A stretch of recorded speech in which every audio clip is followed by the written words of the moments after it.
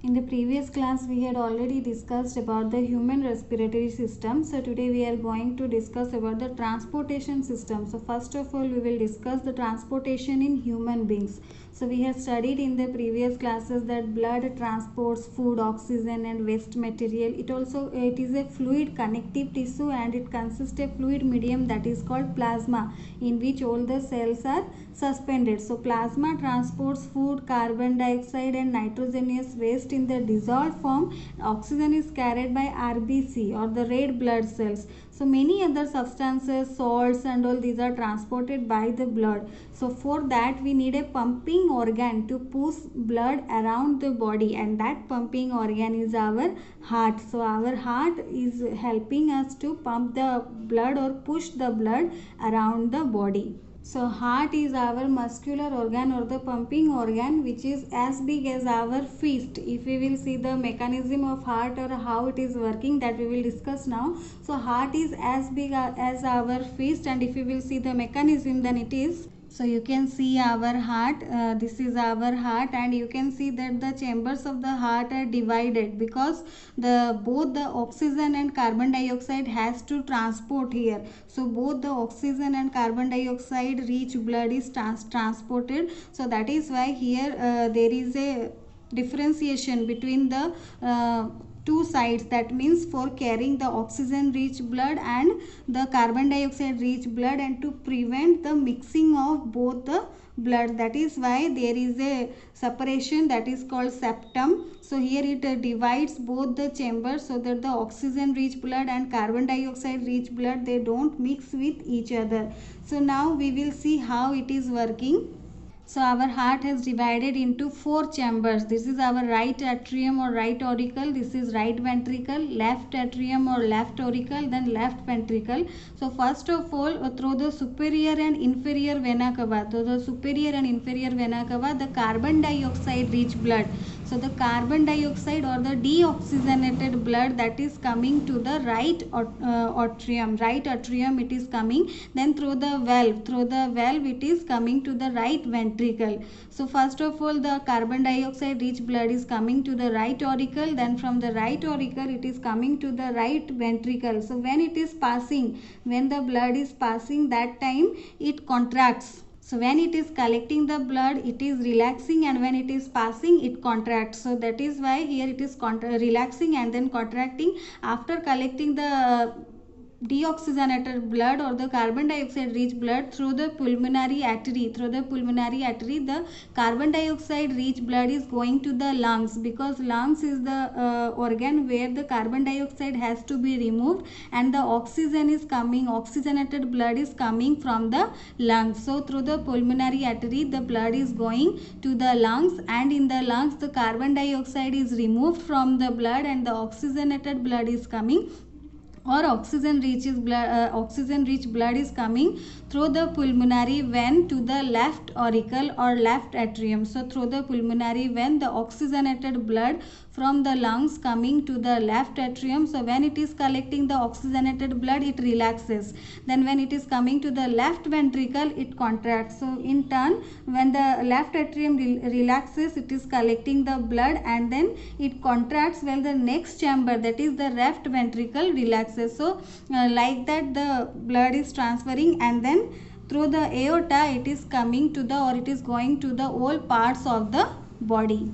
So these are the valves. These ensure that the blood that doesn't flow backwards. So here the blood is not flowing backwards, it is coming in this direction, and these valves ensure that the blood that should not or that doesn't flow backwards. So first of all, through the superior and inferior vena cava, the deoxygenated blood or the carbon dioxide rich blood is collected here in the right auricle, and then when it collects the blood, it relaxes, then it contracts, and the next chamber, that is right ventricle, is collecting the blood through here.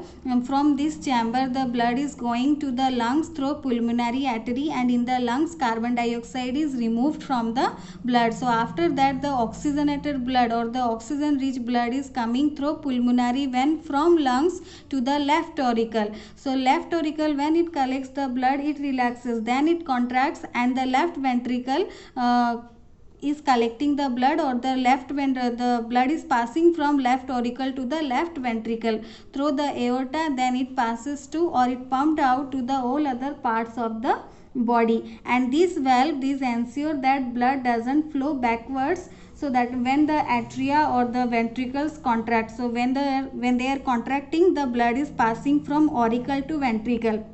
Here when it is collecting, it is relaxing, but when the blood is passing, it then contracts. When it contracting, the blood is passing. Here also when it is collecting the blood, it relaxes, but then it contracts and the blood passes. So these valves, bicuspid and tricuspid valve, these ensure that the blood doesn't flow backwards when the artery or the ventricles contract.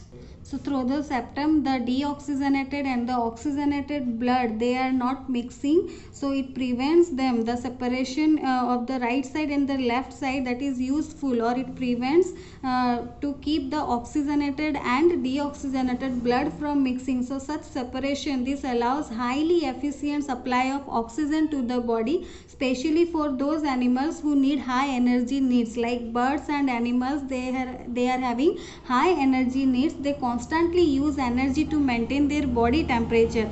So that is why here they are having 4 chamber heart. So animals, mammals, birds and mammals or human beings, they are having 4 chamber heart, so that the oxygenated and deoxygenated blood, that they will not mix with each other, and there will be a sufficient supply of oxygen for the energy. So there are some animals whose body temperature depends on the temperature in the environment. So such animals like amphibians and reptiles, they have 3 chambered heart.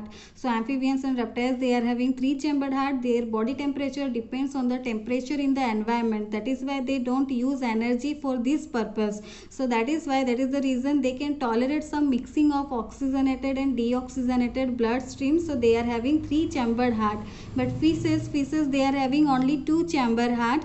So their blood is pumped to the gills, and in the gills only the blood is oxygenated and passes directly to the rest of the body. So thus blood goes only once through the heart in the fish during one cycle of passage through the body, and it goes through the heart twice during each cycle of other vertebrates. So that is why this time that is known as double circulation. In case of fish, it flows only once during one cycle of passage through the body, but it goes through the heart twice during each cycle in other vertebrates. So that is known as double circulation. When it is going twice in the each cycle in other vertebrates, that is called double circulation. So we have heard the term blood pressure or BP, what we are telling. So blood pressure, what is blood pressure? Blood pressure means the force that blood exerts against the wall of a vessel, that is called blood pressure. The force of the blood exerts against the wall of vessel. So this pressure is very much higher or much greater in arteries than in veins. So the pressure of blood inside the artery during ventricular systole or the contraction, during contraction, that is called systolic pressure, and during the relaxation, that is called diastolic pressure. So 2 types of pressure is there. During contraction, that is called systolic pressure, and during relaxation, that is called diastolic pressure. And the normal systolic pressure is 120 mm of Hg, and diastolic pressure is 80 mm of Hg. So the force that exerts against the wall of a vessel, that is called blood pressure, and the contraction, during contraction, that is known as systolic pressure, and it is one for a normal person, it is 120 mm of Hg, and the normal diastolic pressure means the pressure during the relaxation, that is 80 mm of Hg. And the blood pressure is measured by an instrument. That instrument is called sphygmomanometer. High blood pressure is known as hypertension. High blood pressure, that is known as hypertension, and low blood pressure, that is known as hypotension. So hypertension is caused by the constriction of arterioles, so which results in increased resistance to blood flow, so which can lead to the rupture of an artery and internal bleeding. So high blood pressure, that is known as hypertension, and low blood pressure, that is known as hypotension. So blood flows through our body in a complex system of tubes that is called blood vessels. So there are three type of blood vessels, that is arteries, capillaries and veins. Capillaries are the thinnest of the blood vessels. So capillary are the thinnest one and it connects the arteries to the veins. So now we will see what are the functions of arteries, veins and capillaries. So arteries, they carry blood away from the heart and they are thick walled tubes. So they carry blood away from the heart. They are deeply placed under the skin and blood moves under high pressure. So there are no valves inside the arteries. So opposite to arteries, veins carry blood to the heart. So arteries carry blood away from the heart, but the veins, they carry blood to the heart and they have thinner walls. So they have thinner walls and they are superficially placed and blood doesn't move under pressure. So there are a series of valves present in the veins which prevents the blood from flowing back to the organs. And capillaries, they are the thin walled vessels. They are the thinnest of the blood vessels and they form a network of extremely tiny blood vessels between arteries and veins. So the capillaries join together to form veins that convey the blood away from the organ or the tissue. So our blood vessels, the complex system of tube that is called blood vessels, to make sure that blood can flow smoothly, there are three types of blood vessels, that is arteries, veins and capillaries. Arteries carry blood away from the heart and veins carry the blood to the heart, and the capillaries are the smallest vessels or the thinnest of the blood vessels and connect arteries to the veins. Blood has three cells, RBC, WBC and platelets, that is red blood cells, white blood cells and platelets. So sometimes when our tubes develop leak or there is any leakage or we are getting injured and bleeding is coming or there is a bleeding, that time the blood has platelet cells which circulates around the body and plug the leaks or helping our injuries to clot the blood at these points of injury. So that is why platelets is very important. These cells circulate around the body and plug the leaks by helping to clot the blood.